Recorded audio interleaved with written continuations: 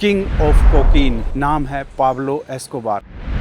गरीबों के लिए ये रॉबिन हुड था और हजारों माओं के लिए सिर्फ एक कातिल था। पाब्लो पड़ा है भाई, अब हमारे पाँव के नीचे पाब्लो है। From actors and actresses to professional football players and entire football teams came here to stay for a couple of weeks. इस टाइम हम खड़े हैं 90 के दशक में दुनिया की क्राइम कैपिटल रही, दुनिया की ड्रग कैपिटल रही मेडजिन में, जो कोलंबिया की दूसरी सबसे बड़ी सिटी है।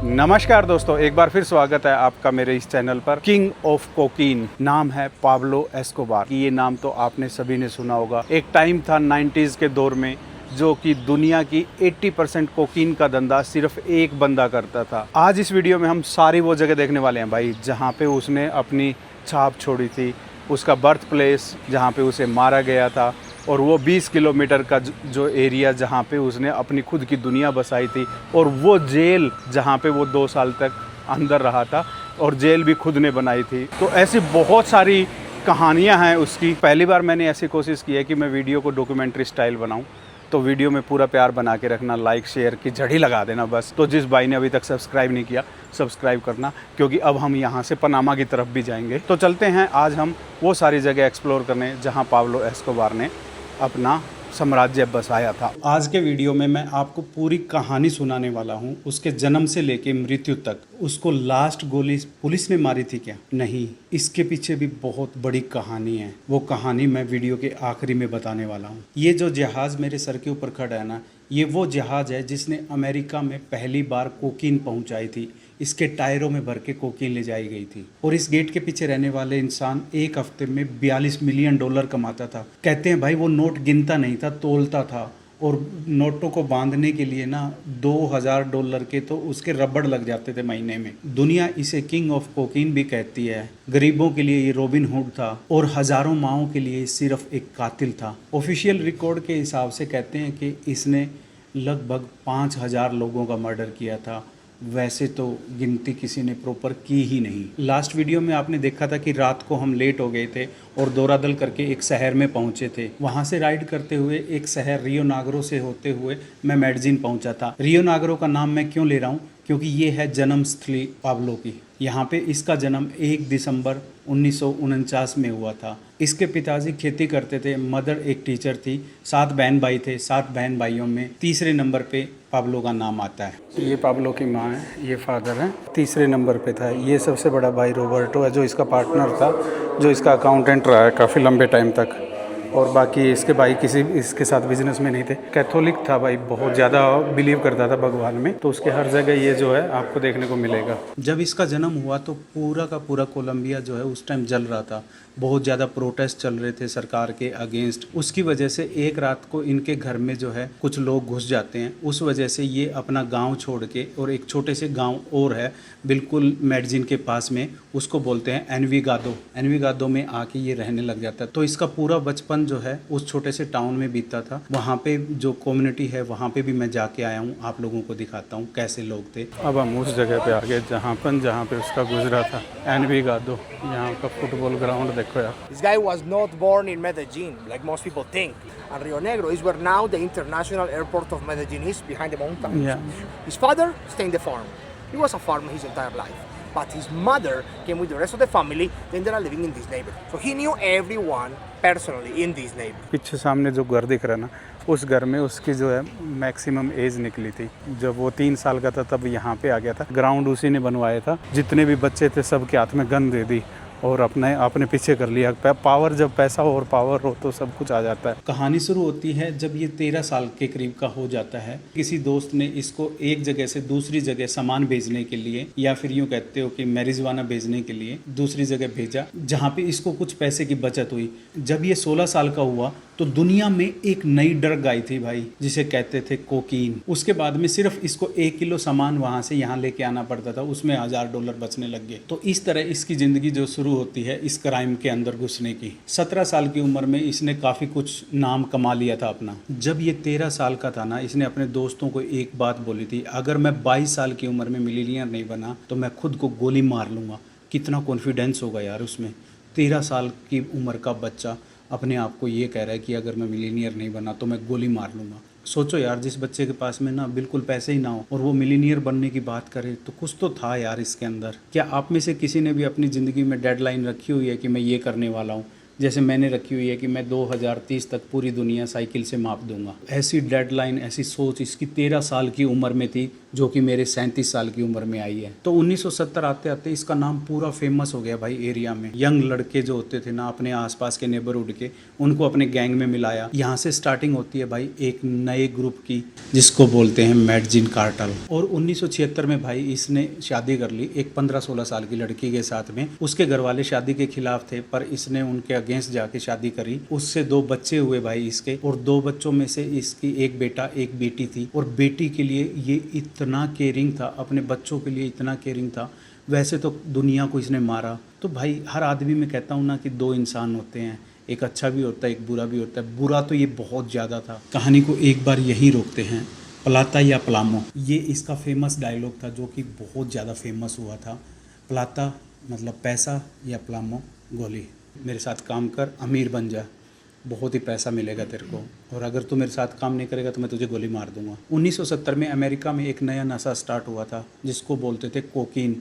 कोकीन एक कोका करके एक पेड़ होता है, उसके पत्तों से बनता है, जो कि एंडीज़ माउंटेन में यहाँ से लेके और चिली तक एंडीज़ माउंटेन में बहुत ज़्यादा मिलता है। यहाँ से उसको यहाँ पे लाके ये लेबोरेटरी में उसको रिफ़ाइन करता, और यहाँ से वो जो है मियामी में ले जाके $50,000 पर किलो के हिसाब से बेचना स्टार्ट किया था भाई इसने। 1976 में शादी के कुछ ही दिनों बाद में ये भाई साहब पहली बार पकड़े गए। और भाई सिस्टम देखो बंदे का, पहले जज को रिश्वत दी, जज नहीं माना तो जो 2 इसके गवाह थे ना, दोनों को उड़ा दिया। ये पैटर्न बन गया फिर इसका बाद में। कोई गवाह नहीं, कोई एविडेंस नहीं, कोई क्राइम नहीं, कोई केस नहीं। फिर भाई 1976 में इसने और इसके भाई ने मिलके एक कार्टेल स्टार्ट किया, जिसको मैडजिन कार्टेल के नाम से पूरी दुनिया में वो फेमस हुआ। बाद में तो भाई साहब ने क्या किया कि अपने जहाज़ ले लिए, उन जहाज़ों के टायरों में और में सब में जो है कोकीन भरता और वहाँ पे पहुँचा देता। उसके बाद में इसने एक आइलैंड खरीद लिया बहामास के पास में। पहले यहाँ से माल वहाँ पहुँचाता, वहाँ से फिर जो है आगे पूरा मियामी में सप्लाई करता था। और भाई एक पीक आया जिसमें एक दिन में अमेरिका में ये भाई साहब 15 टन कोकीन भेज देते थे। पूरी दुनिया में जितना भी कार्टेल कोकीन की सप्लाई करता था उसका 80% काम ये सिर्फ एक बंदा करवाता था। बाद में तो कुछ लोग ये भी कहते हैं कि इसने एक सबमरीन खरीद ली थी, जो कि समुद्र के अंदर से नीचे ही नीचे पानी के अंदर से जो है मियामी तक सप्लाई करती थी। कुछ लोग तो यहाँ तक कहते हैं कि इसने एक हफ्ते में $42 मिलियन तक भी कमाए हैं। ऐसे ही चलते चलते 1987 में फोर्ब्स मैगजीन में एक नाम देखती है दुनिया, पाब्लो एस्कोबार, और पूरी दुनिया हिल गई। भाई साहब का नाम 7वें नंबर पे था पूरी दुनिया के रिचेस्ट लोगों में से, 7वां सबसे अमीर आदमी। तो उस टाइम इसकी नेटवर्थ थी 25 से 30 बिलियन डॉलर, और आज के हिसाब से अगर वो बात करें तो वो पैसा बनता है 70 से लेके 80 बिलियन डॉलर। तोल के पैसे को रखता था, और भाई कोई दीवार में रख दिए, कोई कहीं पे रख दिया, कोई ट्रक में रख दिया, कोई कहीं पे भी रख दिया, ऐसे पैसे रख देता था। तो भाई ये तो मर गया था 1993 में, पर इसके एक भतीजे को 2020 में एक दीवार से $20 मिलियन कैश मिला भाई। तो एक बार तो इसकी बेटी को सर्दी लग रही थी, तो 2 मिलियन कैश तो इसने उसको, उसके ठंड ना लगे इसलिए जला दिए।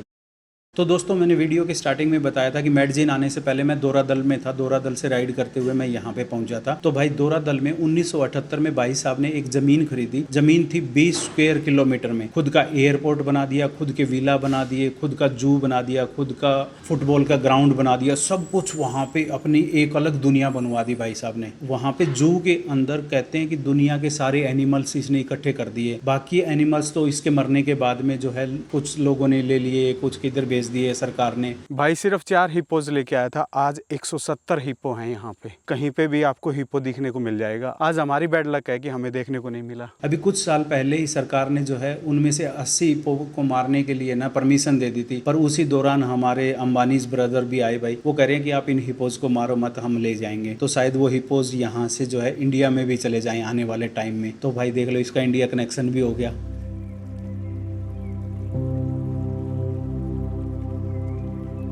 ये जो जंगल थे जिनमें वो छुप के रहता था भाई, अब हमारी धन्नो चल रही है पाब्लो के इस पैराडाइज में। उसने तो कभी सोचा ही नहीं होगा कि मैं जहाँ रहूँगा वहाँ कोई इंडिया से साइकिल पे आएगा। वाह भाई वाह, साइकिल बाबा कमाल कर देता तू हैं। कभी यहाँ परिंदा भी पर नहीं मार सकता था, मैं अकेला घूम रहा हूँ यहाँ पे। कोई आदमी गया हुआ भी नहीं लगता मुझे तो कभी। यहाँ रोड बना हुआ है कुछ सालों से, तो शायद ये रोड वोड सब बंद ही है। इसके अंदर हिप्पो हैं भाई, दिख नहीं रहे अभी पूरे जंगल में। और ये उसका घर होता था भाई। इसके अंदर भाई टोटल 6 स्विमिंग पूल थे। विंटेज गाड़ियां लाने का, इकट्ठे करने का इसको बड़ा शौक था। पुरानी बाइकें और ये सब चीज़ें लेके आता था। एक तो इसने जो गाड़ी खड़ी की हुई है, मैं इसके भाई के उस पे गया था, वहाँ पे इसने उस गाड़ियों को गोली मार रखी है। कुछ लोग तो कहते हैं कि इस पे अटैक हुआ था, कुछ लोग कहते हैं कि ये गोलियां इसने खुद ने ही अपनी गाड़ी पे चलवाई थी। जितनी भी गाड़ियां रखता था बुलेट प्रूफ रखता था, क्योंकि जान का खतरा तो रहता ही है भाई। यहाँ पे पाब्लो का भाई है, एक नेफ्यू है या भाई है, वो जो है यहाँ पे रहता है और उसने एक म्यूजियम बनाया हुआ है। तो चलते हैं म्यूजियम के अंदर। इसकी टिकट है 1,45,000 पैसों। मोटा मोटा बात करूँ तो लगभग $30 के आसपास, 3,000 रुपये के करीब। तो पुलिस भी आ गई है देखो। तो इसके अंदर चलेंगे अब हम। Let's go in 2. Let's go in 3. El patron. So, watch your step. Let's go inside. ये आ गया भाई इसका घर। 16 million per day. Per day, yes. तो ये फ़्लाइट स्टिमुलेटर था भाई। उनके जो मतलब फ़्लाइट को नीचे लेके जाना पड़ता था, तो वो उनके पायलट वगैरह को खुद ही सिखाता था यहाँ पे, क्योंकि उसको लो लेवल पे डार्क में लेके जाता था, चलाते थे जो पायलट थे। म्यूज़ियम में जो लोग थे वो पाब्लो एस्कोबार की फैमिली थी। वो अपने हिसाब से स्टोरी बता रहे हैं। वो कह रहे हैं कि एक दिन में 16 मिलियन तक कमाता था वो। जो दूसरा गाइड था ना, जो वो कह रहा था कि एक दिन में $1 मिलियन तक भी उसकी कमाई थी। 1 मिलियन का मतलब हो गया यार आज के हिसाब से 10 करोड़। डॉलर का उस टाइम रेट क्या होगा पता नहीं। उस टाइम की 1 मिलियन आज के तो यूँ लगा लो कि 10 मिलियन के बराबर हो गए होंगे। इस आदमी ने बहुत अच्छे काम भी किए, पब्लिक के लिए काम किए। मेडजिन की जो फुटबॉल की टीम थी उसके लिए बहुत काम किया। अभी तक इसकी ज़िंदगी जो है बड़ी खुशहाल चल रही थी। लोगों को लग रहा था कि ये बहुत बड़ा बिजनेसमैन है। और इसने भाई यहाँ पे गरीब लोगों के लिए जो है 1000 के करीब घर बनवाए थे। उस टाइम मेडजिन में 1000 घर बनवाना, लोगों को जॉब देना और बहुत सारे जो है वेलफेयर के काम किए, क्योंकि इसको पॉलिटिक्स में आना था। इसका मेन मकसद तो पॉलिटिक्स में आना था। तो इस वजह से इसने अपने पूरे एरिया में नाम कमाना शुरू कर दिया। इस वजह से काफ़ी गरीब लोग जो इसको रॉबिन हुड भी मानते हैं भाई। उस टाइम तो मानते थे, आजकल तो लोग इससे नफरत करते हैं, क्योंकि उस टाइम लोगों को ये जो है काफ़ी पैसा बांटता था। और फुटबॉल का तो ये इतना दीवाना था ना कि इसने बहुत सारे फुटबॉल ग्राउंड बनाए। ये मैं इसके घर के पास में गया था जहाँ पे ये रहता था, तो कहते हैं कि वहाँ पे इसने फुटबॉल ग्राउंड बना दिए थे। और फिर आता है भाई 1982।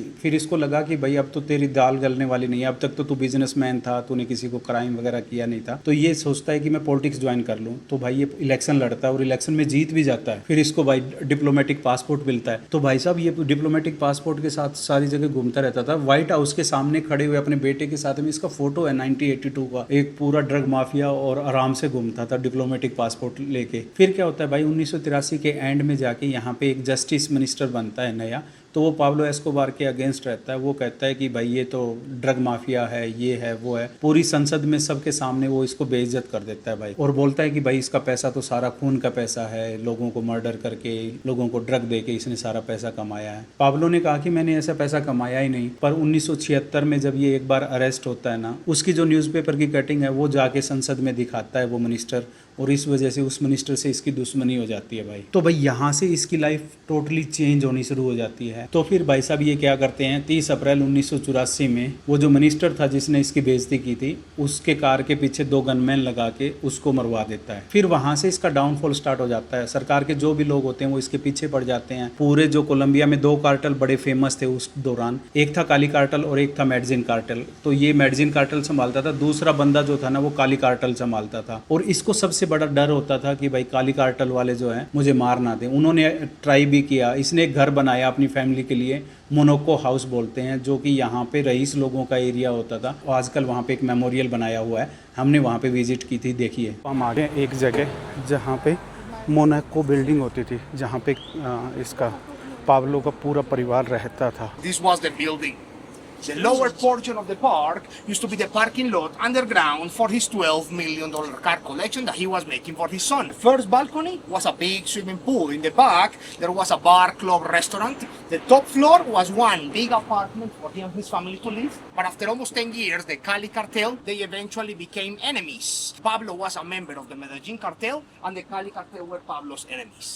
The Cali cartel came and placed a bomb right there at the entrance of the building.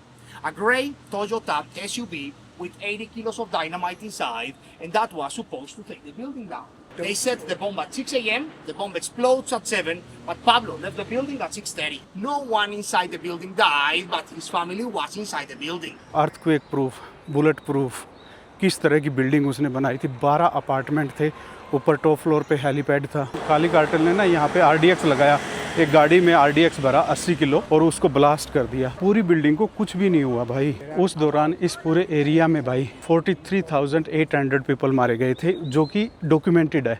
तो सब की याद में यहाँ पे ना एक एक सुराग बनाया हुआ है। तो ये इतने लोग जो है उस टाइम इसमें मारे गए थे। रात को इसमें लाइट वाइट लग जाती है तो ये चमकते हैं। पाब्लो के खत्म होने के बाद में उस बिल्डिंग को गिरा दिया गया था और वहाँ पे एक मेमोरियल बनाया गया था। तो ये मेमोरियल था। अब मैं आपको एक खास चीज़ दिखाने वाला हूँ। 1984 तक सबको लगता था कि वो एक बिजनेसमैन है। 1984 में उसने पहला बम फोड़ा था, जो कि US एम्बेसी के बाहर मारा था। उसके बाद में ये देखिए भाई 1988 श्री हरे कृष्णा, मतलब इसको भी नहीं छोड़ा उसने। वो कुछ पैसे लेके, कुछ $1 मिलियन लेके 89 में वो एक बैंक में गया। बैंक वाले ने ना उसके पैसे लेने से मना कर दिया। भाई एक दिन में पूरे जो मैगजीन में है ना, उसने 9 जगह बम फोड़े, सारे बैंकों में बम फोड़ना शुरू कर दिया। सबसे खतरनाक था ये, 103 लोग थे, एवियांका एयरलाइन थी, 3 के 103 लोगों को उड़ा दिया उसने। पूरी फ्लाइट को जो है उसने ना उड़ा दिया। तो भाई 84 से लेके 86 तक ये ठीक ठाक सा रहा था। 86 में इसने एक कांड और कर दिया भाई। कोई एडिटर था जो इसके अगेंस्ट छापता था, कोई न्यूज़पेपर वाला था, ये उसको मरवा देता है। तो अगस्त 89 में ये भाई ये क्या कांड करता है, यहाँ पे एक कैंडिडेट था जो प्रेसिडेंट का कैंडिडेट था, तो उसको भाई साहब हज़ारों लोगों के सामने स्टेज पे ही गोली मरवा देता है। तो उसके बाद में जो है लोग इसके अगेंस्ट होने शुरू हो गए। फिर आता है भाई नवंबर 89, जिस टाइम ये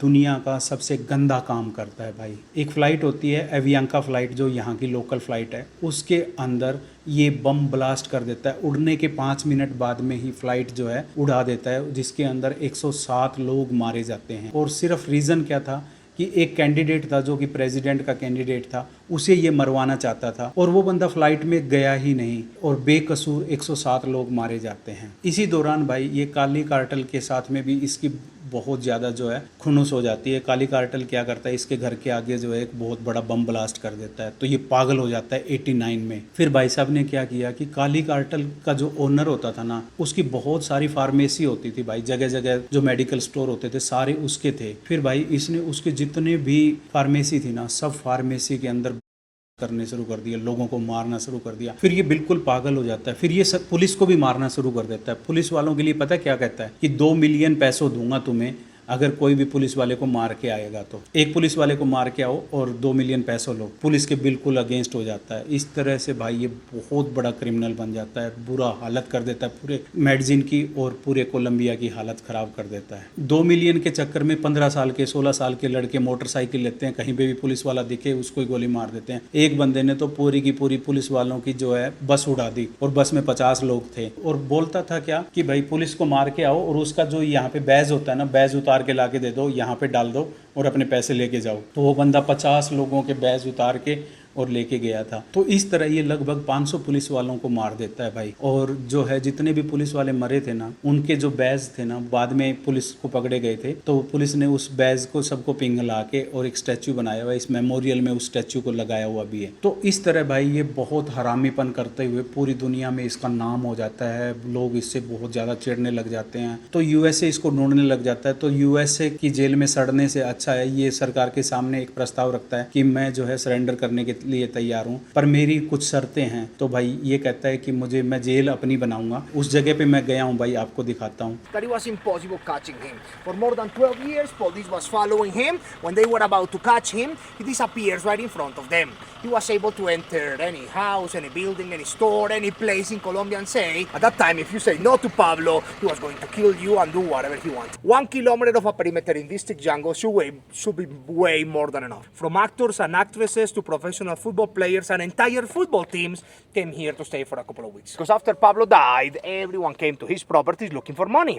This place was abandoned for more than 10 years. अब हम आ गए हैं उस जगह पे जहाँ पे पाब्लो 13 महीने के करीब एक जेल में रहा था। उसने एक कंडीशन रखी थी सरकार के सामने कि मैं अपनी जेल खुद बनाऊंगा। तो अब उस जगह पे पहुंचा हूं मैं जहाँ पे उसकी जेल थी, वो रही मेडजिन सिटी। मेडजिन सिटी से सिर्फ 15 किलोमीटर दूर हूँ और 15 किलोमीटर दूर में हम सी लेवल से 1000 मीटर ऊपर आ गए हैं, क्योंकि ये जो जगह बना हुआ था, ये जो उसका एरिया था, अभी तो ये सारा जो है कुछ तोड़ फोड़ के दोबारा बना दिया गया है। यहाँ पे पार्किंग लॉट होता था, वहाँ पे उसका घर होता था। जब उसको मार दिया गया था ना, ना तो यहाँ पे भगदड़ मच गई थी। ये छोटी छोटी दीवारों को भी लोगों ने उखाड़ फेंका था क्योंकि यहाँ पे मिलियंस ऑफ डॉलर मिलते थे। और अभी रिसेंटली कुछ 8-10 साल पहले ही उसके किसी एक रिश्तेदार को पता है कितना पैसा मिला, $18 मिलियन उसकी जगह पे अभी भी छिपाया हुआ मिला था। इतना पैसा होता था भाई उसके पास में। तो ये पूरा 1 किलोमीटर का एरिया जो है ना उसको दिया हुआ था। 1 किलोमीटर के रेडियस में कोई पुलिस वाला नहीं था। उसने सरकार से बार्गेनिंग की कि मैं 3 किलोमीटर का एरिया मुझे कवर करना है,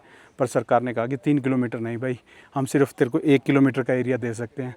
तो फिर उसने कहा कि 1 किलोमीटर में कोई पुलिस वाला नहीं होगा, पुलिस वाले होंगे। तो उसने 2 पुलिस वाले उसके साथ में रखे गए थे, without any gun, without any radio. उस टाइम तो वॉकी टॉकी चलता था ना, तो वॉकी टॉकी के बगैर उसको रखा गया था। यहाँ पे वो सब सारे काम करता था। यहाँ पे मतलब दुनिया के जो भी बैंड होते थे, दुनिया का जो भी बढ़िया सिंगर था, दुनिया का जो भी बढ़िया फुटबॉलर था, सबको उसने यहाँ पे नचाया, खिलाया। वो यहाँ पे डेली फुटबॉल खेलता था। यहाँ पे फुटबॉल ग्राउंड बना लिया था उसने। अपने ही कार्टेल के 2 लोग जो है ना उससे चीटिंग कर रहे थे, तो उसने क्या किया, उनको टॉर्चर किया और यहाँ पे 3-4 अंडरग्राउंड बना रखे उसने। तो खुद वो जो सोता था ना सीधा अंडरग्राउंड में बेसमेंट में जाके सोता था ताकि कोई बम वगैरह ना गिर दे। तो वहाँ पे टॉर्चर रूम भी बना रखा। उसने टॉर्चर रूम में उनको रखा। 10 दिन बाद में उनको मार दिया, मार के ना और यहाँ पे जलाया। तो यहाँ पे जब जलाया तो पूरा मेडजिन सिटी नीचे से लोगों को दिखता कि ये क्या हो रहा है। बाद में लोगों को पता चला कि ये तो ऐसे ऐसे कर रहा है। फिर CIA ने और उन लोगों ने मिलके जो है दोबारा से ऑपरेशन करा और उसको दोबारा से पकड़ने के लिए आए। तो वो यहाँ से भाग गया भाई। और भागा भी कैसे, कच्ची दीवार है उस साइड में, उस कच्ची दीवार को तोड़ के और निकल गया। और सीधा कुछ लोग कहते हैं टनल वनल बना रखी थी, पर टनल तो सिर्फ और सिर्फ जेल के अंदर लोगों को लाने के लिए, क्योंकि डायरेक्टली तो ला नहीं सकते, तो जेल के अंदर ऐसे लेके आया जाता था उनको। और उसके बाद में ये 12-13 महीने इधर उधर छिपता रहता है। फिर सरकार एक स्पेशल यूनिट बनाती है, 600 लोगों को, 600 कमांडोज को सिर्फ इसको ढूंढने में लगा देती है। CIA वगैरह की भी सपोर्ट मिलती है। तो ये एक गलती करता है कि ये रोज़ाना अपने बच्चों को 2 मिनट बात करता ही करता है। इसके बच्चे कहीं पे भी हो, फ़ोन करके उनसे बात करता था। 2 मिनट से ज़्यादा अगर ये करता तो ट्रैक हो जाता था। उस टाइम टेक्नोलॉजी इतनी होती नहीं थी, तो 2 मिनट तक की वो कॉल जो है ट्रैक नहीं करता। एक दिन इसके बच्चे का बर्थडे होता है तो ये लंबे टाइम तक बात कर लेता है। सरकार को या CIA को पता चल जाता है तो फिर वो जो है इसको एक जगह पे जाके घेर लेते हैं। अब यहाँ पे शुरू होती है कहानी। पुलिस वाले कहते हैं कि हमने इसको मारा क्योंकि इस पे मिलियंस डॉलर का रिवार्ड था, पर कुछ लोग कहते हैं कि इसने खुद सुसाइड किया था। ये अक्सर अपने दोस्तों को भी कहता था कि मैं जिंदा कभी नहीं पकड़ा जाऊँगा। तो इसके यहाँ पे एक गोली लगी होती है। तो कुछ लोग कहते हैं कि इसने ये गोली खुद चलाई थी और कुछ लोग कहते हैं कि पुलिस वालों की गोली जो है यहाँ पे आके लगी है। तो सच क्या है कोई नहीं जान पाया आज तक। Over there is Pablo, family, his employee, his mother, his father. Date थी भाई 2 दिसंबर 93। उसके जन्मदिन से अगले दिन पुलिस उसको चारों तरफ से घेर लेती है। कुछ लोग कहते हैं कि उसने खुद को गोली मार ली, कुछ लोग कहते हैं पुलिस ने उसको मार दिया। और उसके बाद में यहाँ पे लाया जाता है उसको। इसके नीचे पाब्लो पड़ा है भाई, अब हमारे पाँव के नीचे पाब्लो है। तो कहते हैं ना बुरे काम का बुरा अंत होता है। तो अल्टीमेटली पुलिस ने उसको भाई यहाँ पे लेटा दिया। और उसके बाद में पूरी दुनिया में पाब्लो के अगेंस्ट बड़ी हेट होगी और ये उसकी लास्ट जो है लास्ट राइड यहाँ तक थी उसकी। और अभी इसके फैमिली ने इस यहाँ पे पहले पाब्लो है, उसके बाद में उसका भाई है, उसके फादर है, उसकी मदर है, उसका फादर है। तो कहते हैं भाई बुरे काम का बुरा नतीजा। क्यों भाई चाचा? हाँ भाई भतीजा। आखिरी में यहाँ पे आके पूरी कहानी क्लोज़ हो जाती है। पाब्लो एस्कोबार को जो पूरा का पूरा सिटी नफ़रत करता है आज के दिन इसको, यहाँ पे उसका नाम लेना भी लोग पसंद नहीं करते। तो ये तो थी कहानी पाब्लो एस्कोबार की। कैसी लगी? और आपको ये वीडियो अगर अच्छा लगा हो तो थोड़ा सा हमें सपोर्ट कर दीजिएगा, अपने दोस्तों के साथ शेयर करिए और खुश रहिए, व्यस्त रहिए, तंदुरुस्त रहिए, आबाद रहिए, जिंदाबाद रहिए।